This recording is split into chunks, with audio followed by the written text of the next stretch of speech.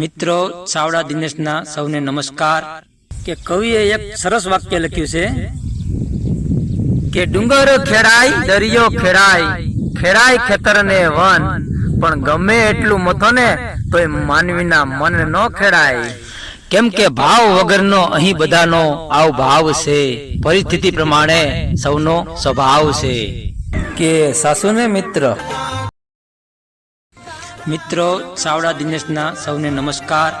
કે કવિએ એક સરસ વાક્ય લખ્યું છે કે ડુંગર ખેડાય દરિયો ખેડાય ખેડાય ખેતર ને વન પણ ગમે એટલું મથો ને તોય માનવીના મન ન ખેડાય।